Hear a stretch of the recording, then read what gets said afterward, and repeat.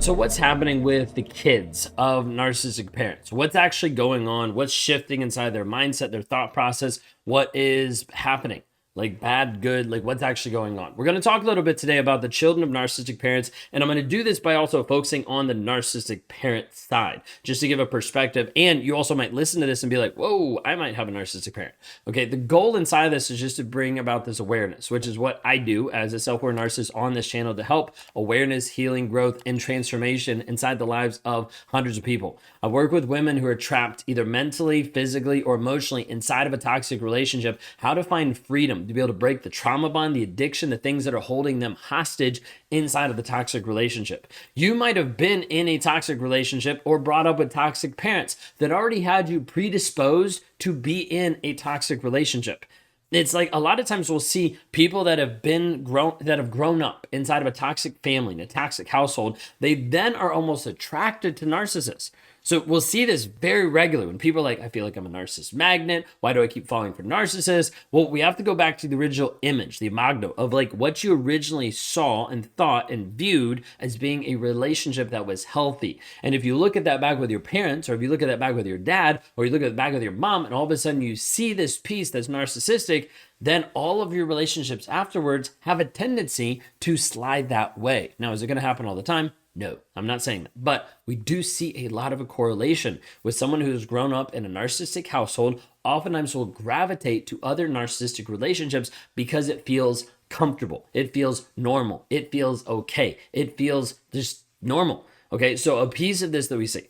So inside of this, what I'm going to be referencing some today is The Covert Passive-Aggressive Narcissist by Debbie Mirza. We've done a couple different excerpts off of this because it's a really fantastic book. If you haven't had a chance to be able to see it, if you're dealing with a covert narcissist, excellent book inside this. It just explains it different. It's still narcissist and it's still narcissism, but it just explains it different. Inside of chapter 6, it's talking about covert narcissistic parents, and it's talking about like how these actually interact and everything. And I've highlighted a couple things that I want to read just to be able to explain this. Most children of covert narcissistic parents don't realize one of their parents is a covert narcissist until they're in their 30s. I've noticed in my interviews at this age, it is common time for awakening. It's a painful experience, but also validating. This is one of the hard things that I have to tell and be able to show people that are growing up inside of these relationships and women that we work with inside the program that have kids, is they're like, they don't see it. Like they're like 13, 18, and 20, and they don't see how he's a narcissist. And I'm like, at this point, they probably aren't going to until maybe their 30s. They're like, what? Like, how is this even possible? And they want to focus all their time and attention on educating the kids, of showing them, of explaining, of justifying. I'm like, you're just going to look crazy at this point. And if you continue to try to do this and be able to show the kids how awful he is, the kids are going to automatically defend him.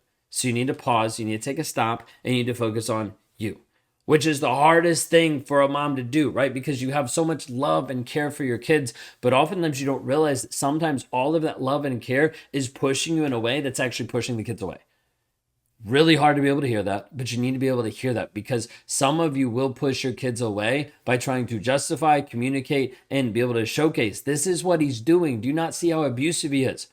One, you'll start to look crazy. You'll start to look obsessed. And two, you'll start to actually pit the kids. You'll try to pit the kids against him. And in reality, they'll go and they'll defend him because you're the one attacking. And so they'll see this and oftentimes they will defend even more. But anyways, when we're talking about covert narcissists, a lot of times the kids aren't even going to realize that they had a parent that was covert narcissistic until sometimes in their 30s.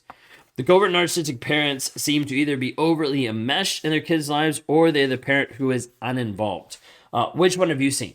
Have you seen where they're overly enmeshed? They're ingrained in every single aspect. They're trying to live vicariously through the kid. So at this point, like maybe you grew up and you had parents that they were trying to be able to push a lot of things on you. You have to get certain grades. You have to be in certain sports. You have to act and look and be a certain way because of the family image, because of what they wanted, or because they didn't have this. There's many different aspects of enmeshment, of being very, very, very close. You'll see this probably the most often with boys with their moms. That's the place where we'll see a lot of enmeshment. With a toxic mom, then you'll see the enmeshment with the boy. I don't have that experience, so I don't really speak to it that much because I don't really know a whole lot of details about it. But that's what I've seen as being one of the most common ones. The other thing it says is the piece of parents who's uninvolved. You will see this the most inside of narcissistic males, that they've been in the relationship and they've been completely checked out.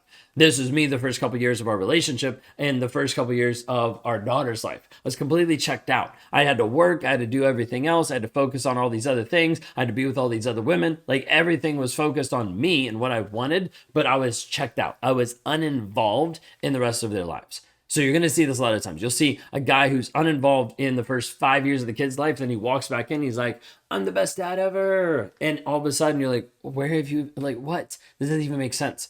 But he's going to do this to try to be able to manipulate the kids. It's a very covert, passive-aggressive way to try to manipulate the kids.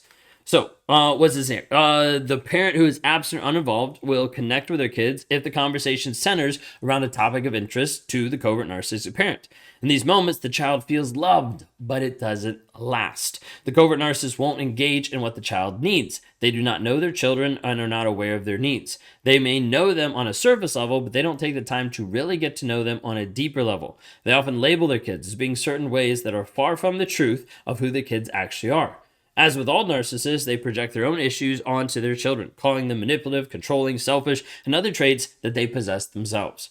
Okay, so a big aspect here of not engaging is what the kid actually needs. You will see this so much. People are like, how do I help my kids inside of the narcissistic relationship? I'm like, provide a safe space for them to be able to express anything emotionally and for you to be able to support them no matter what.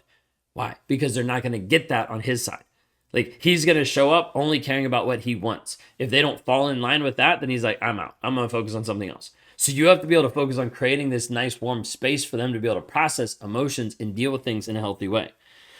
Some covert narcissists are great with young kids and they reach an age where they think for themselves. That's when the covert narcissist or mom or dad begins to pull away. They'll get more irritated and frustrated with their kids because the covert narcissists are no longer seen as amazing.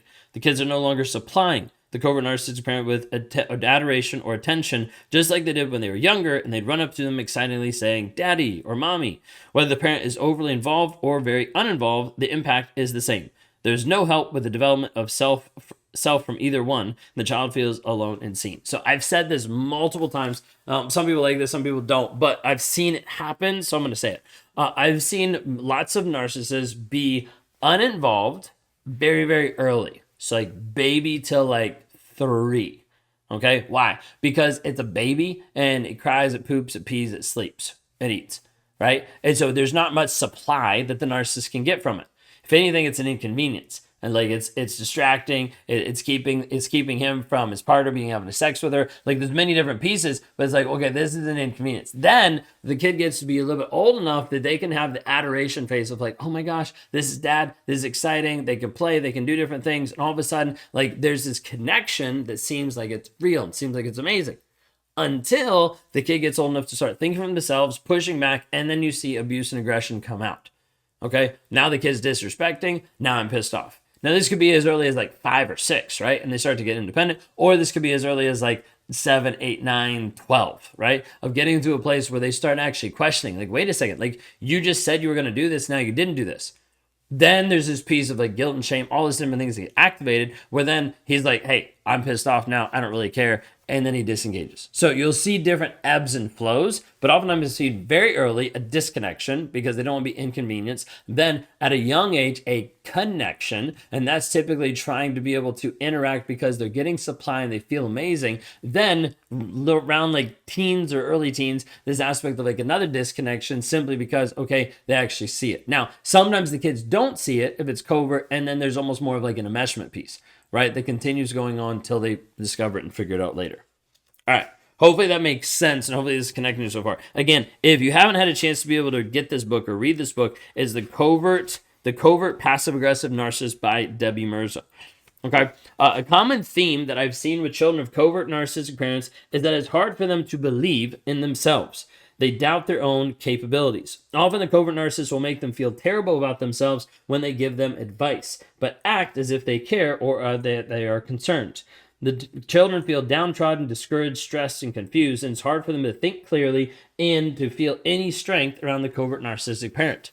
Like believing in yourself, that's one of the biggest things that a narcissist will prey on. So you grow up in a family that you don't believe in yourself because you've been in a covert narcissistic family ecosystem. And then it's like setting yourself up of like, hey, I'm this person walking around that doesn't believe in myself. And a narcissist come up to you and like, let me help you believe in you. And then he does this for a period of time and then he dumps you. And then he switches and then he changes, right? Like that's the piece he's looking at you being like, oh, she's vulnerable. Let me build her up so that I feel better about myself and I can control her and make her to be what I want her to be. This is why I don't think a lot of times trying to heal people from narcissistic abuse doesn't always work in like a one-on-one setting because it's easy for them to rely on another person. Instead, we have to help you build up your transformation internally. Like it's not good enough for you to be able to get healed by relying just on me and my content, right? But like I work on coaching people inside of groups, inside of communities, inside of places that I say, hey, here are the tools. Now here's what you need to do. Here are the next steps. We can process, we can work on things, but it ultimately comes down to a piece of like, I need to rebuild you from you, the inside out. For you to have a place where you're confident, where you're believing in you, not because I believe in you, but because you believe in you. Now, sometimes it's borrowed. Sometimes it's like, hey, I believe in you and you can make this. And then you make it and you're like, oh, you believed in me and I made it. And I'm like, yeah, now you can believe in you to make the next step. Because I have to be able to help build this inside of you, the confidence, the clarity, the certainty inside of you. It says in here, covert narcissistic parents act as if they care, but they don't have the empathy to really care as someone who is genuine and compassionate. Unconditional, selfless love does not exist inside of a covert narcissistic parent. I asked different women and men how they felt when they were around covert narcissistic moms and dads growing up. Here's some of the things that they said. I felt under a stress a lot. I felt very apprehensive. I was hyper aware of mom's mood changes. I felt like I was on edge, wanting to know how to feel. I second guessed myself a lot. It had to be his idea, or he would make me pay. I didn't feel like I was allowed to think, had thoughts about my mom. I felt tense a lot. Money was also always a stressful topic. If I did well in school, she would tell me it was because of her, because she sat next to me and helped me. I often had headaches and a tight neck. I had a lot of anxiety. The list goes on and on. Like it's like 2 pages. I'm not going to read the whole thing. But I want you to be able to see, like, there's a lot of different things that a narcissist projects onto a kid and that the kid feels. So we'll run out of time, and I will be here all day just trying to go through this one chapter. So we're going to pause. Here it is again. The Covert Passive Aggressive Narcissist by Debbie Mirza. Okay, so if you're wondering what book it is, check that out and get that. Here's the end of the day. Okay, end of the day, what I want you to understand is if your kid is involved in a relationship, like you are here, there's the toxic guy in your life, and then there's kids involved in the mix, right? If they're there, you have to be able to provide an emotional safe space that allows them to believe in themselves, because the covert narcissist in your life, he won't do that. He's going to continue to degrade, devalue, and put them down. And you might be like, well, he wouldn't do that because he's a nice dad, but he's doing it to you. And as a result, he's also going to do it by proxy to them. And they're going to see it. And they're going to see the results of the effect upon you. Your kids see a lot more than what you want to believe. Many people are like, my kids don't know anything. Yeah, that's ridiculous and completely untrue. Your kids are going to see and feel and sense way more than what you're ever going to feel, see, and sense, simply because some of your senses have been desensitized over the years, and especially by being with a toxic guy. They might be hyper aware, anxious, vigilant, confused, wondering, bewildered about what's going on, but they know. So there's a big piece you need to understand. There is not a healthy father and an abusive husband. It doesn't work that way. They go hand in hand. And how he treats you is eventually also how he'll treat them. So what you can do is help provide this mentally and emotionally safe space that you accept the kids for who they are. You help strengthen them mentally and emotionally. You help build up themselves, their belief in themselves, their confidence in who they actually are.